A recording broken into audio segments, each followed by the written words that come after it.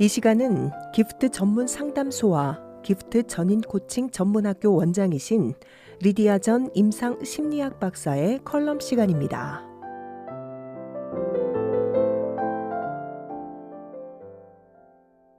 안녕하세요, 여러분. 지난 시간에 이어서 오늘도 결혼과 관계를 지키기 위한 소중한 이야기를 여러분들과 함께 나눠보려고 합니다. 오늘은 결혼 생활과 모든 친밀한 관계를 서서히 무너뜨리는 4가지 독, 지난번에 같이 나눈 이 4가지 독 기억나시나요?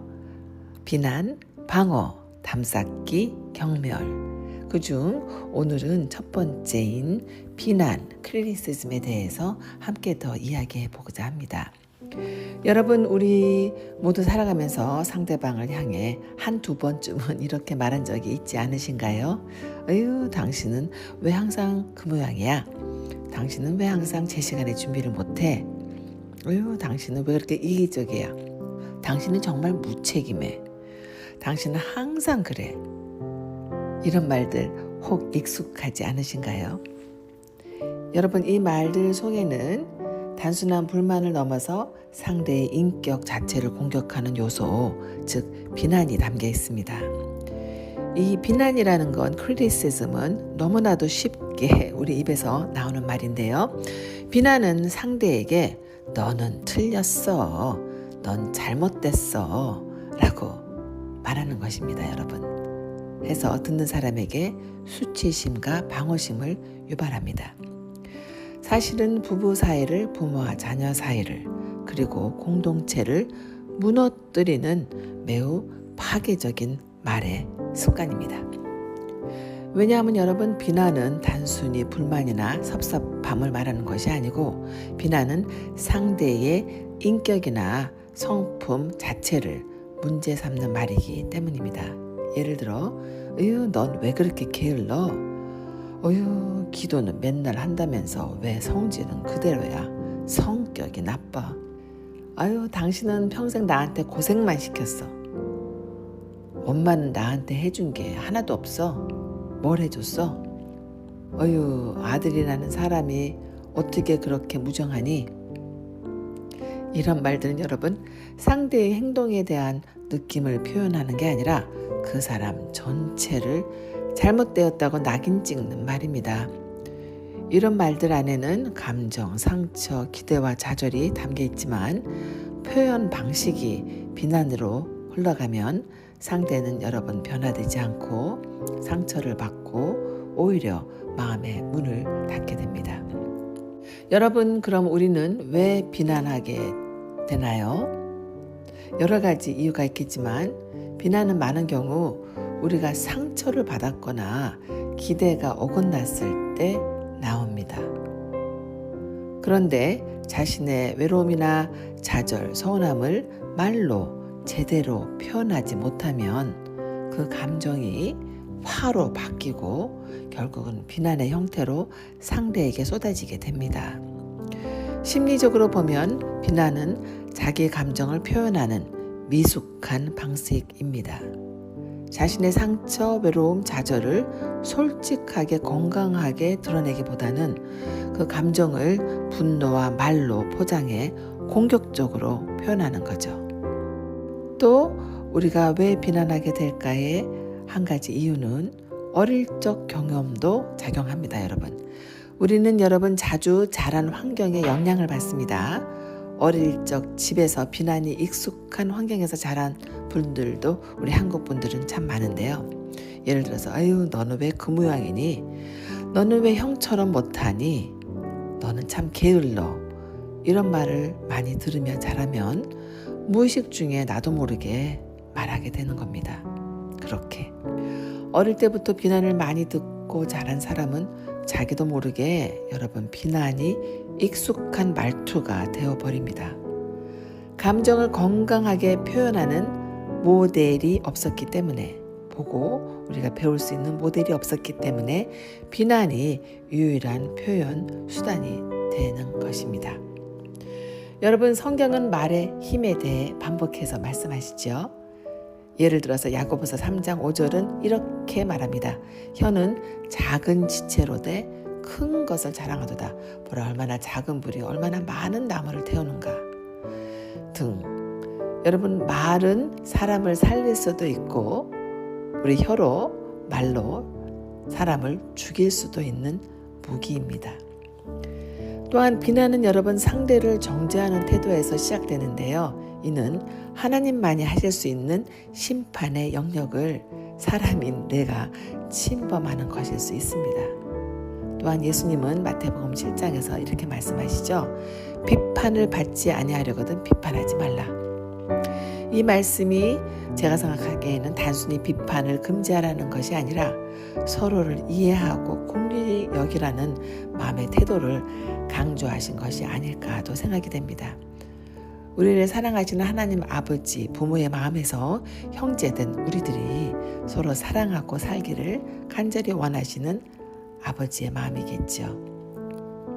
여러분, 비난은 듣는 사람을 수치스럽게 만들고 방어하게 만들고 결국은 멀어지게 합니다. 특히 부부관계에서 비난이 자주 오가면 상대는 방어하거나 도망가거나 여러분 냉소적으로 변합니다. 비난은 상대를 바꾸는 게 아니고 관계를 더 멀어지게 합니다.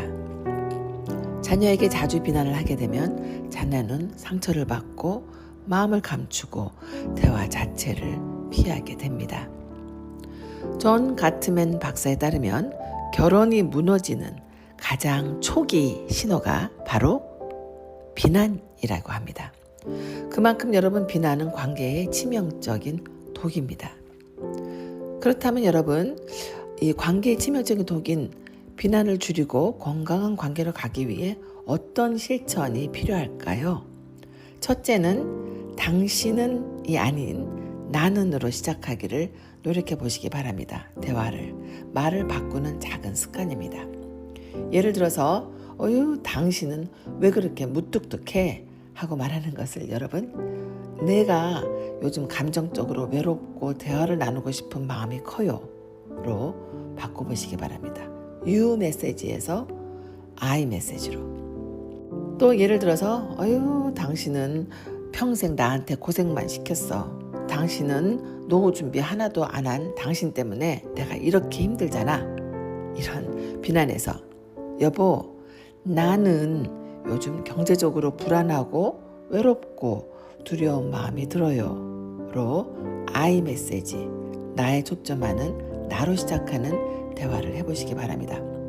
혹 요새 교회를 잘 안 나가는 자녀가 있어서 걱정이 되셔서 너는 요새 교회도 안 나가고 신앙생활은 하는 거니? 라고 비난을 하시는 말투로 대화를 하셨다면 너, you에서 I, 나로 초점을 바꿔서 이렇게 자녀와 이야기해 보시기 바랍니다. 엄마는 너가 신앙 안에서 잘 살아가길 바라는 마음이 있어. 요즘 너는 어떻게 지내니? 엄마가 궁금해.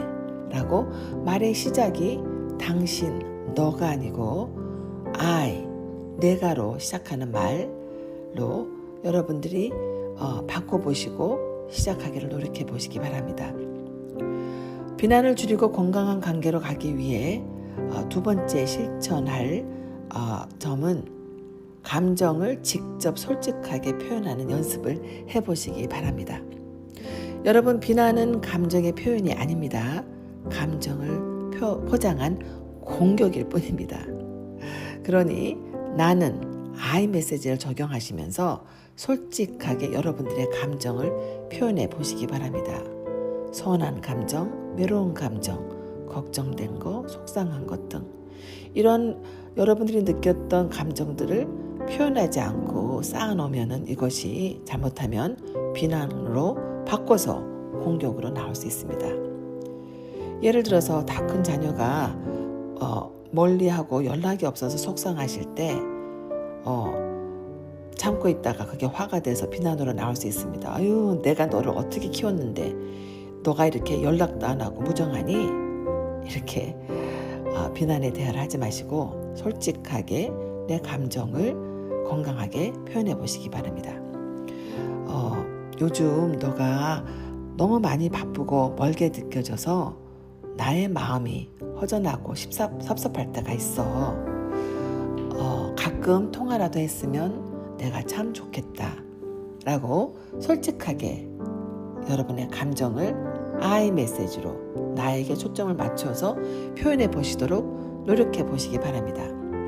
또 우리는 남편이나 아내가 신앙생활은 열심히 하는데 나에게 화를 내면 그 화를 참다가 비난으로 나올 수 있습니다. 예를 들어서 아이고 당신은 맨날 교회만 가서 살고 기도는 맨날 하면서 왜 나한테는 화를 내고 성질을 부려요? 라고 비난을 하셨다면 앞으로는 I 메시지로 건강하게 여러분의 감정을 잘 표현해 보시기 바랍니다. 여보, 내가 어떨 때는 힘들어요. 당신이 기도하는 모습 보면서 교회도 열심히 나가서 기도도 되는데 당신이 나한테 화를 내고 짜증을 내면은 내가 많이 힘들어요 라고 표현해 보시기 바랍니다. 비난의 말의 습관들을 바꾸기 위해서 또 매우 중요한 것은 하나님 앞에서 내 마음의 상처를 먼저 들여다보시는 것이 굉장히 중요합니다. 혹시 나도 모르게 오래된 아픔을 상대에게 쏟아내고 있지는 않는지요. 내가 참고 참았던 상처들이 화로, 비난으로 나오는 것은 없는지요. 해서 우리 자신들을 돌아보고 우리가 먼저 회복되고 우리 마음이 더 건강해질 때 또한 비난의 말도 줄어들지 않을까도 생각이 됩니다. 여러분, 우리는 누구나 실수하고 서운함을 느낍니다.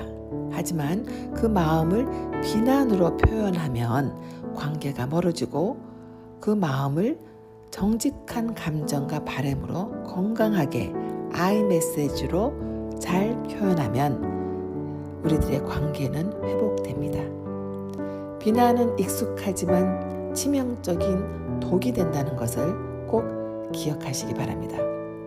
여러분, 우리 한국 정서에서는요, 우리의 감정을 상대가 마음 상하지 않게 솔직하게 표현하는 말 기술을 잘 배우지 못했고 또 감정을 숨기는 문화가 있기에 익숙하지 않을 수도 있습니다. 하지만 여러분, 이런 관계 기술, 대화 기술은 어느 새로운 기술이나 새로운 운동을 배우는 것처럼 처음에는 어색하고 힘들어도 포기하지 않고 계속 배우고 연습하면 갈고 닦으면 여러분 더 잘할 수 있습니다. 이제는 비난 대신 생명을 살리는 말의 습관을 함께 훈련해 보시기를 도전합니다. 오늘 하루 한 가지 말만 바꿔도요, 여러분 우리들의 관계와 가정에 큰 변화가 일어날 수 있습니다. 오늘 이 방송을 들으신 여러분이 여러분의 배우자에게, 자녀에게 혹은 가까운 이웃에게 비난 대신 마음을 나누는 I 메시지를 시도해 보시길 진심으로 축복합니다. 한 가지 안내 말씀드립니다. 제가 섬기고 있는 기프트 전인 코칭 전문학교의 2기 가을 학기 수업이 오는 9월 2일부터 시작이 됩니다. 8월 4일 월요일 저녁, 오늘 저녁이네요. 줌으로 학교 속에 오리엔테이션이 열리고 8월 8일까지 등록하시는 분들께는 또한 조기 등록 할인 혜택도 있습니다. 혹시 이 방송을 들으시면서 나도 더 배우고 자라서 전문 전인 코치로 훈련받고 주위와 세상을 치유하고 변화시키는 일에 쓰임받고 싶다는 마음이 드신다면, 나도 좀 더 배우고 싶다라는 마음이 드신다면 문의 주시기 바랍니다. 여러분과 함께 이 여정을 나눌 수 있기를 기대합니다. 다음 시간에는 여러분, 결혼을 망치는 두 번째 독, 방어에 대해서 나눠보겠습니다. 지금까지 기프트 전문 상담소와 기프트 전인 코칭 전문학교의 닥터 리리아 전이었습니다. 샬롬.